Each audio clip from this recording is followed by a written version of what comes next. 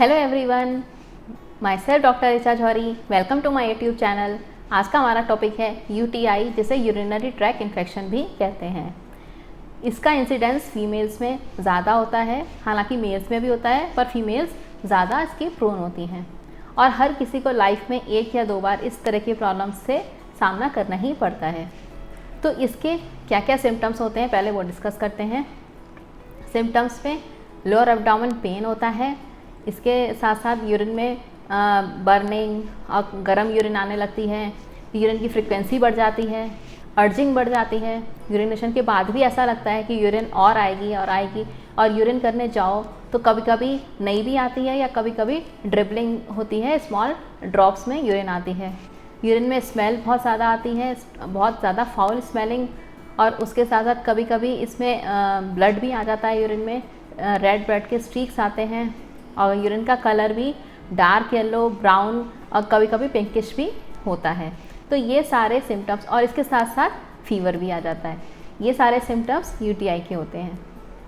इसमें आपको करना क्या है, सबसे पहले इन्वेस्टिगेशन कराना चाहिए। यूरिन का रूटीन माइक्रोस्कोपिक टेस्ट कराएं, फिर जिससे ही पता चल जाए कि उसमें किस टाइप का इन्फेक्शन है। फिर उसके बाद इसके जो कॉजेज़ हैं मैं वो आपके साथ डिस्कस करूँगी, और इसका पूरा ट्रीटमेंट और मैनेजमेंट भी बताऊँगी। तो कॉजेज़ में जो होता है फीमेल्स में, तो ये रहता है कि जो पब्लिक टॉयलेट जो लेडीज़ ज़्यादा यूज़ करती हैं उनमें इसका इंसिडेंस बढ़ जाता है, या जो बर्थ कंट्रोल पिल्स लेती हैं उनमें बढ़ जाता है, या मेंस्ट्रुअल हाइजीन ज़्यादा नहीं रखती हैं, पीरियड्स के बाद साफ़ सफाई नहीं रखती हैं, उनमें इसका इंसिडेंस हो जाता है। और इसके साथ साथ जैसे जिनकी नई नई शादी हुई होती है उनमें तो ये प्रॉब्लम अक्सर देखने को मिलती है। शादी के 1 या 2 महीने तक इस तरह की प्रॉब्लम होती रहती है, बार बार होती है। या जो लोग डायबिटिक होते हैं उनमें भी यूरिनरी ट्रैक्ट इन्फेक्शन बढ़ जाता है। और मेल्स में प्रोस्टेट की प्रॉब्लम जिनको होती है उनमें इस तरह का इंसिडेंस ज़्यादा देखने को मिलता है। और इसके साथ साथ अगर स्टोन है, स्टोन क्या करता है कि यूरिन का रिटेंशन करता है, कि जिसकी वजह से भी यूटीआई होने के चांसेस बढ़ जाते हैं। होता क्या है कि फीमेल्स में मेनली आयनस और यूरेथ्रा के बीच में डिस्टेंस कम होने की वजह से इसका इंसिडेंस बढ़ जाता है, और साथ में यूरेथ्रा जो है वो बहुत शॉर्ट होती है, जिसकी वजह से इन्फेक्शन जो है ब्लैडर और किडनी तक जाने के चांसेस भी बढ़ जाते हैं। तो ये कंडीशन फिर जब ब्लैडर और किडनी तक पहुंच जाती है तब वो और ज़्यादा सीवियर हो जाती है। तो इसके लिए आपको इसका प्रॉपर ट्रीटमेंट कराना और मैनेजमेंट भी फॉलो करना ज़रूरी है। तो चलिए सबसे पहले हम मैनेजमेंट पे डिस्कस करते हैं। टॉयलेट अगर पब्लिक यूज़ करना पड़ रहा है तो हमेशा इंडियन टॉयलेट यूज़ करें। इसके साथ साथ मेंस्ट्रुअल हाइजीन का बहुत ध्यान रखें। पीरियड्स के बाद और ड्यूरिंग पीरियड भी साफ़ सफाई का ध्यान रखें। कोई भी डिओडेंट या फिर जो भी पाउडर होते हैं वो ज़्यादा यूज़ नहीं करने चाहिए, इससे भी इरिटेशन होता है और यूटीआई होने के चांसेस बढ़ जाते हैं। और जो लेडीज़ बर्थ कॉन्ट्रासेप्टिव पिल्स लेती हैं वो कॉन्ट्रासेप्टिव्स का कोई और मेथड यूज़ कर सकती हैं, या जो कोई स्पर्मिसाइडल कोई जेल लगाता है तो उसकी वजह से भी जो है इसका इंसिडेंस बढ़ जाता है। तो ये सारी चीज़ें अवॉइड करनी चाहिए। और हमेशा वॉश के लिए फ्रंट टू बैक ही वाइप करना चाहिए, जिससे एनस से यूरेथ्रा तक इन्फेक्शन ना फैले। इस बात का भी ध्यान रखना चाहिए। और जब भी इंटरकोर्स के बाद हमेशा जो है वो अपने ब्लैडर को एम्प्टी करने की ये एक आदत बना लेनी चाहिए, क्योंकि इसको करने से भी इसका इंसिडेंस कम हो जाता है। और एक इसमें सप्लीमेंट होता है क्रैनबेरी का जूस, ये भी इसमें बहुत हेल्पफुल रहता है। तो क्रैनबेरी जूस का भी सेवन करें।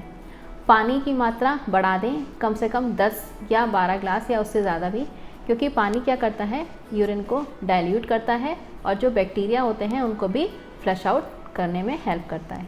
तो पानी का इंटेक भी इसमें बढ़ा देना चाहिए। तो ये तो सारे मैनेजमेंट हो गए। अब मैं इसके कुछ होम्योपैथिक मेडिसिन आपके साथ डिस्कस करती हूँ। होम्योपैथिक मेडिसिन में सबसे पहली मेडिसिन है कैंथरस। अगर यूरिन में बर्निंग है और पेन है और बहुत ज़्यादा अर्जिंग है तो उसमें कैंथरस 30 बहुत अच्छा वर्क करती है। दूसरी मेडिसिन है सरसापेरिल्ला। उसमें होता क्या है कि अगर कोई छोटा सा स्टोन है तो उसकी वजह से अगर यूटीआई हो रहा है बार बार तो उसमें सरसापारेला बहुत अच्छा वर्क करती है। और साथ में इसमें क्या होता है, यूरिन की ड्रिपलिंग लगातार होती रहती है, ड्रॉप में यूरिन का डिस्चार्ज होता रहता है, तो उसमें भी सरसापारेला 30 बहुत अच्छा वर्क करती है। फिर नेक्स्ट मेडिसिन है एपिस।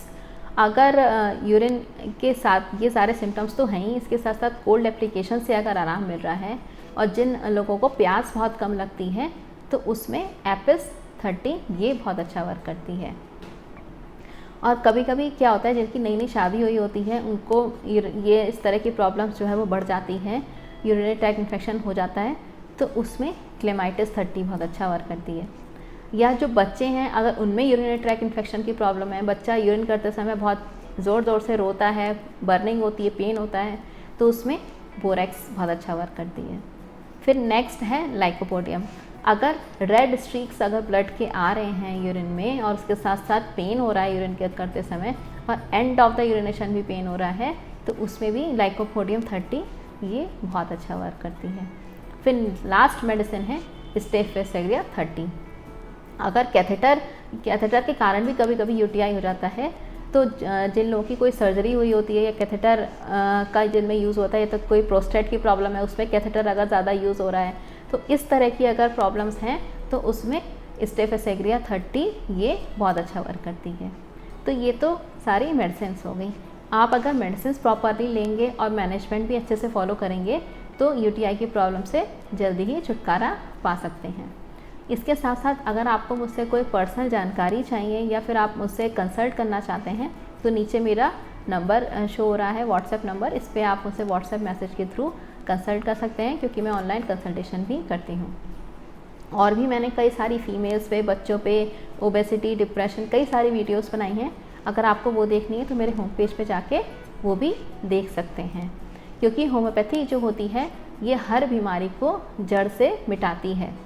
खाली ये सुपरफिशियल नहीं काम करती है, कॉज पे जाती है, क्या कॉज है उसके अकॉर्डिंगली एक्ट करती है और उसको पूरी तरह से कंप्लीट क्योर करती है। तो होम्योपैथिक मेडिसिन का जो है वो यूज़ ज़्यादा से ज़्यादा करना चाहिए। और अगर बहुत कंडीशन वर्ड्स है तो फिर आपको अगर लेनी पड़ रही है तो फिर आप एलोपैथिक मेडिसिन भी ले सकते हैं। तो आज का मेरा वीडियो यहीं तक। Stay happy, stay safe. Thank you so much.